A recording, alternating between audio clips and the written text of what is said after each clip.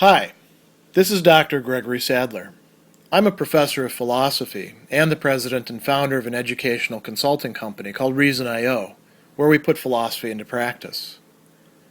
I've studied and taught philosophy for over 20 years, and I find that many people run into difficulties reading classic philosophical texts. Sometimes it's the way things are said or how the text is structured. But the concepts themselves are not always that complicated, and that's where I come in. To help students and lifelong learners, I've been producing longer lecture videos and posting them to YouTube. Many viewers say they find them useful. What you're currently watching is part of a new series of shorter videos, each of them focused on one core concept from an important philosophical text. I hope you find it useful as well. One of the most central concepts or notions in Gabriel Marcel's concrete approaches to investigating the ontological mystery is, of course, that last term, mystery. What does he mean by mystery?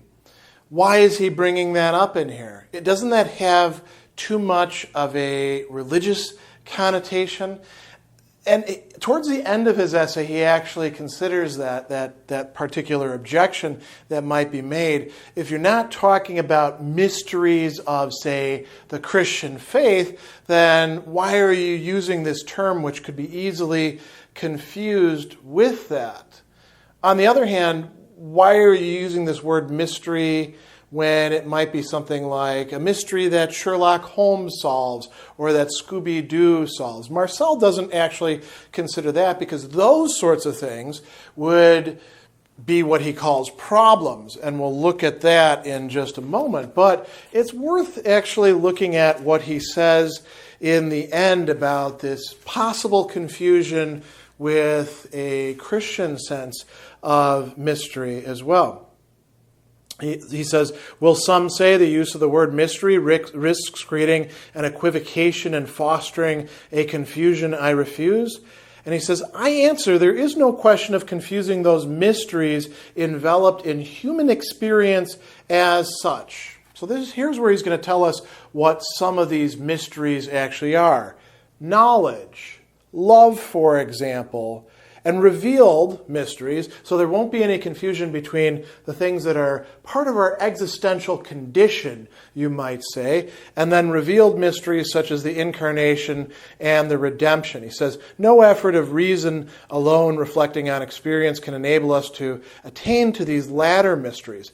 But reason alone, or there really is no such thing as reason alone, but the reason of the concrete existing human being within the situations that they inhabit can reflect upon mysteries such as that of loving another person, falling in love, falling out of love, the mystery of evil, which he says is not actually the problem of evil, but rather a mystery. The mystery of the connection between the body and the soul, or the mind, or whatever it is, the spirit, whatever is non-reducible simply to the body. The mystery of presence, of participation, even a mystery of what constitutes knowledge for Marcel. So all of these are things that we can reflect upon, and they have their proper province within philosophy, particularly existential philosophy. That's not to say that they can't be dealt with in many other ways. Marcel himself was a playwright and approached things that he considers to be mysteries through his dramatic situations, as we'll talk about. Now, a mystery is something for Marcel that is distinct from, but could fade into and degenerate back into what he calls a problem. And he thinks that much of our current culture and the world that we live in and the people that we are is concerned primarily with problems, things that can be solved, things that are matters of desire and fear, things that we can formulate for ourselves, separate out, and treat one by one, or if we like, if we're being ambitious, treat in multiple ways through what he calls techniques.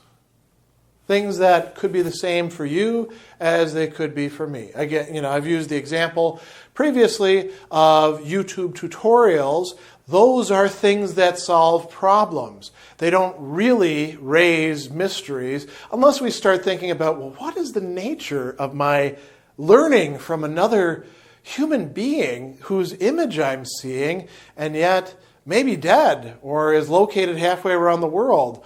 Or to take another example, my YouTube avatar, if you look at the total number of minutes viewed, has at this point lived more than twice as long as I have out there in the ether. What is that? That's not a problem. That's more like what Marcel is calling a mystery.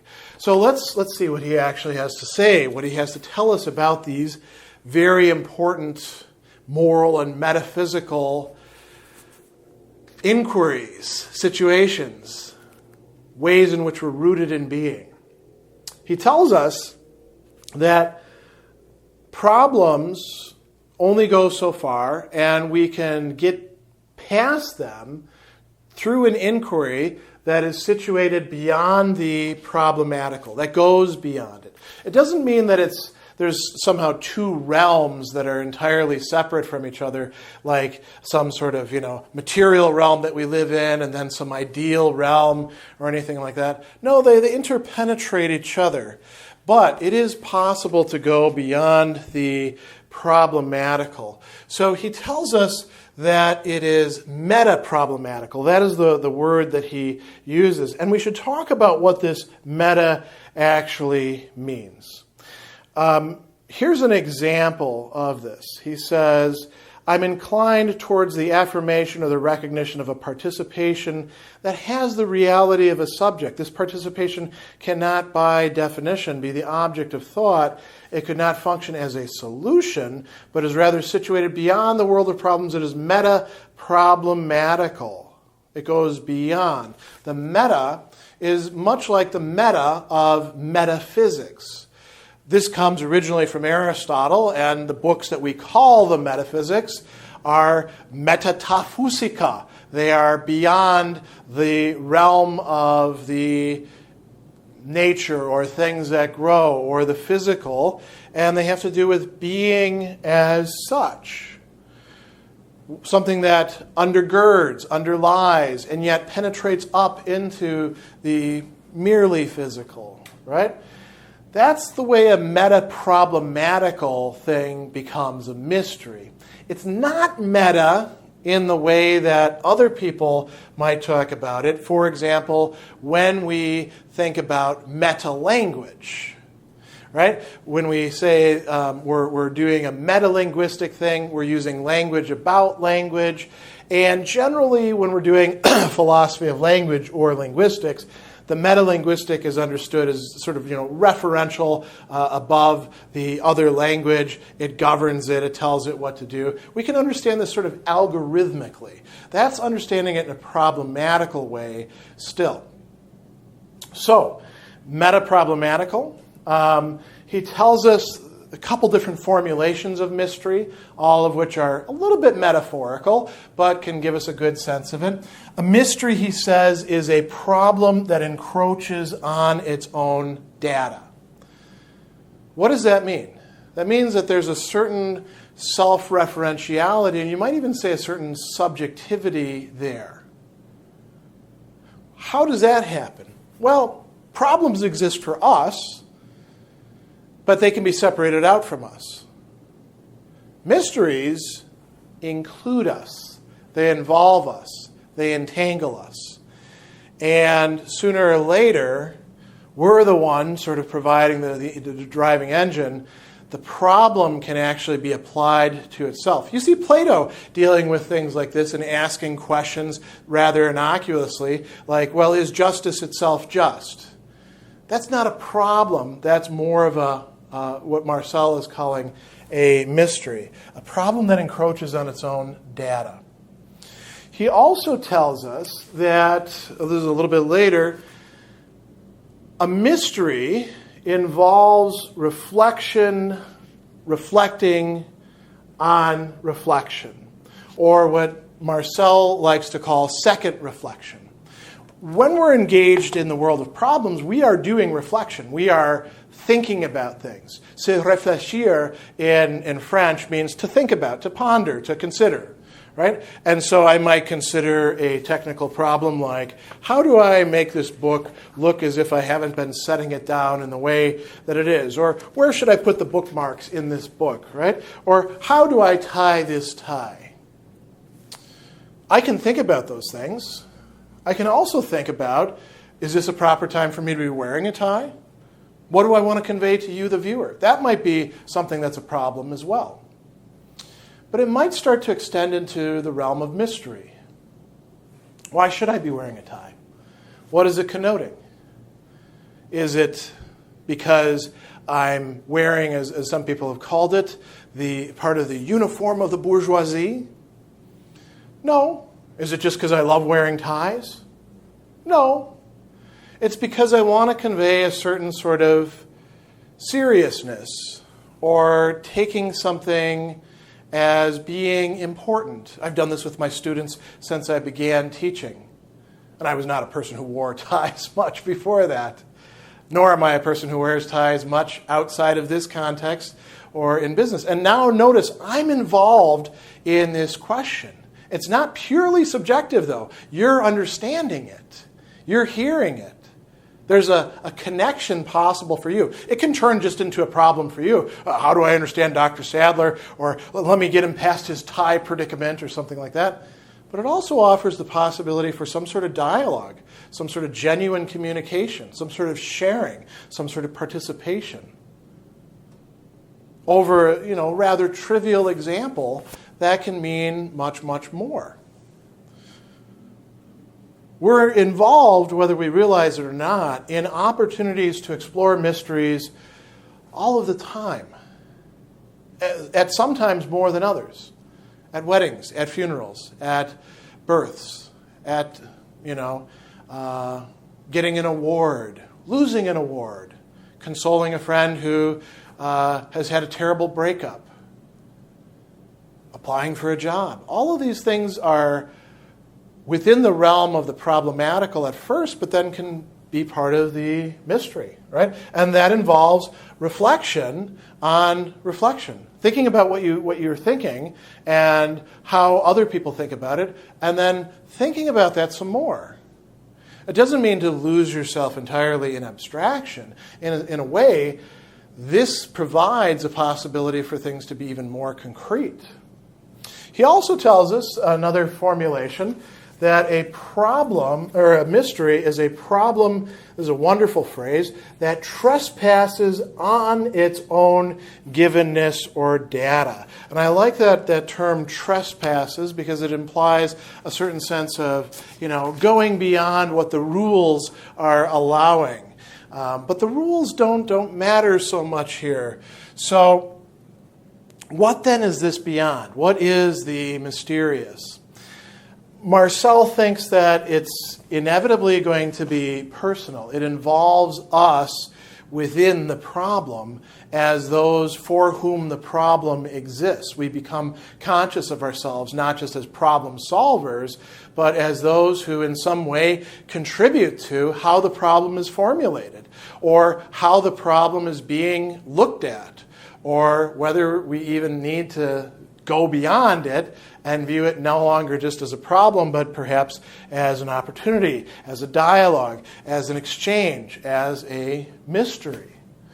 He also thinks that mysteries are dramatic. They're not purely personal in the sense of being intensely, involving one subject for whom, they carry this terrible burden by themselves.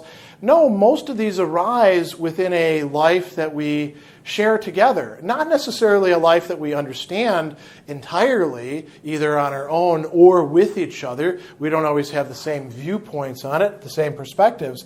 But we are within dramatic situations, as you might say, characters are in a play. Marcel was a great playwright, so he understood that. It also involves us with something beyond ourselves. And it may be something greater than ourselves. The quite often the key to understanding something fully as a mystery is a sense of humility about our own part and how much we matter in relation to something greater. He tells us that we are involved in how we grasp this. And there's a lot of scope for how personal development or choices or the habits that we develop would play a role in this. And he discusses that at different points in this. For example, do we feel hope or despair? That's not a simple choice that we turn on or off, but it does involve our being and our choices and our relations to other things out there. And despairing may make it impossible for us to grasp certain mysteries that hope could open up to us. He goes on and he tells us that mysteries are, as he says, real. There's a really great discussion here. He says, the metaproblematical, some people might say, is just a content of thought. Why not inquire about its mode of existence as such? What assures us of its existence? How do we know that any of this stuff really exists? Is this not itself problematical to the highest degree? And he says, my response to this is as categorical as can be. To think the metaproblematic is to affirm it as indubitably real. To think it is to affirm it. There is no thinking it and denying it at the same time. And to affirm it as being indubitably real. That is, it cannot be doubted. This is sort of like the Cartesian cogito. He tells us something I cannot doubt without contradiction, something that to doubt doesn't really make sense. And he says, we are in a zone where it's impossible to dissociate the idea itself from the degree of certitude that it carries. This idea is certitude, it is its own assurance, and to that extent is something other and more than an idea. Now, this is not to say that mysteries suddenly become, transparent and they present themselves with perfect certainty to us, like, for example, the mystery of evil. But we know that the mystery exists. We know that we're dealing with something that matters, that is real, that isn't just in our heads or in social discourse, or a figment of, some person's imagination that's been transferred to us in some way. We're dealing with something that has reality, you could say in itself, if that wasn't a little bit misleading, in itself in such a way as it can reach to us and we can proceed into it, might be another way of saying it. Now, there is one more thing to discuss in clarifying this notion of mystery, and that is a temptation. Marcel says that there is not a clear dividing line with mystery on one side and problem on the other, and we can just say, leave those problems behind, come over here to the mysteries, this is where the real action is, or anything like that. That would be nonsense, in part because we do, in fact, have a world of legitimate problems that we do have to address. Not everything has to be a mystery. But if there are mysteries, then we want to be able to acknowledge them as such. And it's a struggle, sometimes, to be able to do so. Especially for people who are used to thinking of everything in terms of problems to be solved, for whatever reason, however they manage to get into that situation. Even for those of us who are willing to say, yes, there are mysteries, there's still a temptation to reduce mysteries to problems. Why? Because problems are more tractable. They're more manageable. They are solvable. We might be able to come up with some sort of technique for addressing them. And so there's a constant temptation that we have to struggle against to reduce mysteries or to generate mysteries to problems. He tells us that one thing that we can see is that a mystery placed before reflection, he says, tends inevitably to degrade itself into a problem. And he gives us an example of that, the mystery, which we easily see degenerate itself into the problem of evil, something to be solved by philosophers through arguments. Another thing that he does tell us as well is that the mystery of being, in some respect, lies beyond knowledge. He says that to admit the metaproblematical is to acknowledge the primacy of being over knowledge, not of being as affirmed, but rather of being affirming itself. It is to recognize that knowledge is enveloped by being, that it is in some manner interior to being. He says, from this point of view, as opposed to what epistemology, the study of knowledge, strives vainly to establish, there really is a mystery of knowledge. Knowledge derives from a mode of participation no theory of knowledge can account for, because the theory itself presupposes this participation. It's a very common mistake in not only modern philosophy, but in many other fields, to begin from a demand that epistemology be addressed before everything else. And that's a demand that everything be treatable in terms of some sort of neat, tidy, theoretical presentation or some sort of technique. And what that ignores is the fact that even bringing up knowledge itself is already a mystery. It's a mystery within being, not the reverse, where knowledge would reveal to us all the conditions of being. So hopefully this gives you some sense of what Marcel means in speaking about a mystery and how it differs from a problem.